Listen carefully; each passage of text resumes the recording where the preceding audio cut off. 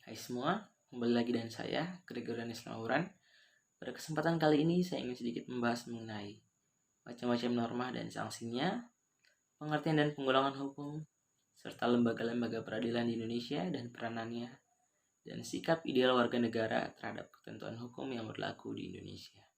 Norma Norma adalah kaidah yang menjadi sebuah petunjuk dan pedoman untuk seseorang dalam bertindak serta bertingkah laku di dalam kehidupan di lingkungan masyarakatnya.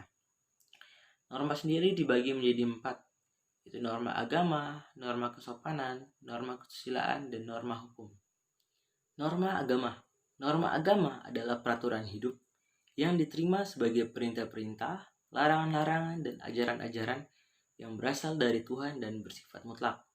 Pelaksanaan norma agama ini pun bersifat otonom, artinya bebas bagi setiap individu sesuai kepercayaan yang diyakininya, di mana bagi yang menjalankannya akan mendapatkan pahala, sebaliknya jika melanggar akan mendapatkan dosa. Contohnya yaitu tidak mencuri, tidak berbuat zina, dan selalu melaksanakan ibadat. Sanksi untuk norma agama yaitu berupa dosa dengan balasan di akhirat nanti. Selanjutnya adalah norma kesopanan. Norma kesopanan adalah norma yang berhubungan dengan pergaulan manusia dalam kehidupan sehari-hari, di mana di dalam norma ini selalu mengedepankan asas kepantasan, kepatutan, dan kebiasaan yang seharusnya berlaku dalam kehidupan bermasyarakat. Contohnya, yang muda harus menghormati yang lebih tua, selalu berpamitan kepada orang tua, dan lain sebagainya. Yang ketiga adalah norma susila atau norma kesusilaan. Norma kesusilaan adalah peraturan sosial yang berasal dari suara hati atau hati nurani manusia. Dengan menaati norma kesusilaan, seseorang terlatih untuk membedakan hal yang baik dan buruk, sehingga menghindarkan masyarakat dari perbuatan yang tercela. Contohnya, selalu bersikap jujur, tidak berbohong, tidak mencuri atau mengambil barang orang lain, tidak membunuh, dan sebagainya. Untuk sanksinya, yaitu berupa penyesalan terhadap diri sendiri, dicemooh, dan bahkan hingga dikucilkan. Yang terakhir adalah norma hukum. Norma hukum adalah peraturan mengenai tingkah laku manusia dalam pergaulan bermasyarakat dan dibuat oleh badan-badan resmi negara atau pihak yang berwenang. Norma hukum sifatnya mengatur dan memaksa dengan tujuan yang jelas, yaitu untuk menciptakan keadilan dalam kehidupan bermasyarakat, berbangsa, dan bernegara. Sanksinya yaitu tegas, bersifat memaksa dan mengikat, seperti hukuman pidana penjara serta denda yang dikenakan. Pengertian dan penggolongan hukum. Hukum adalah aturan yang ditetapkan dan diterapkan pada suatu wilayah dan harus ditaati oleh semua elemen masyarakat. Hukum memiliki sifat mengatur tingkah laku manusia guna untuk melindungi hak-hak masyarakat di dalamnya. Ada beberapa jenis dan macam-macam hukum berdasarkan penggolongan hukum. Yang pertama, yaitu menurut waktu berlakunya dibagi menjadi 2, yaitu ius constitutum, yaitu hukum yang dibentuk dan berlaku pada suatu masyarakat negara.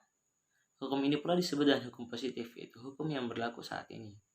Yang kedua yaitu ius constituendum, yaitu hukum yang dicita-citakan dalam pergaulan hidup negara, tapi belum dibentuk menjadi undang-undang atau ketentuan lain.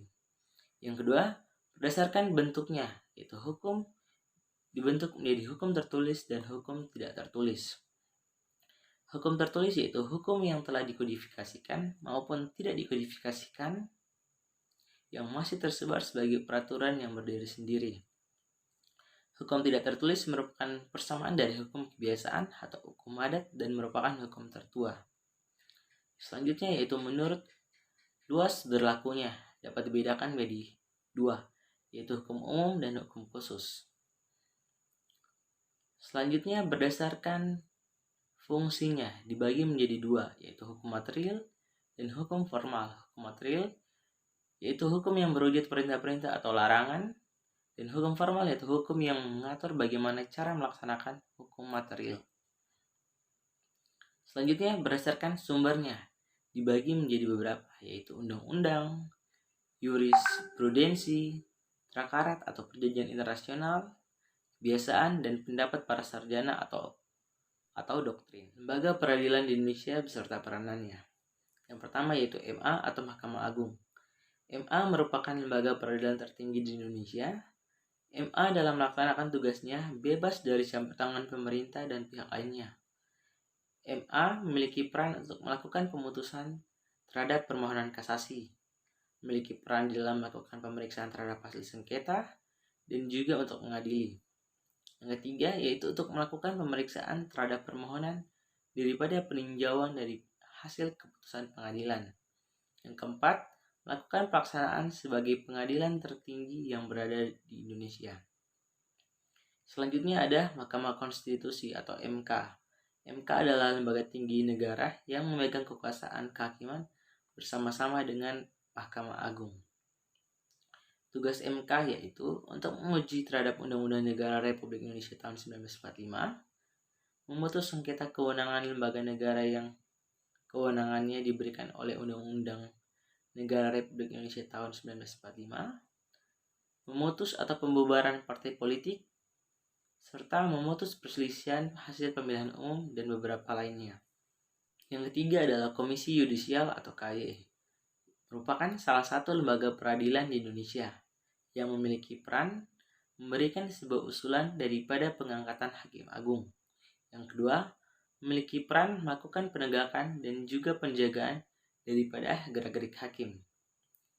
Selanjutnya yaitu Pengadilan Negeri, memiliki peran di dalam melakukan pemeriksaan hingga pemutusan daripada perkara pidana pada tingkat pertama.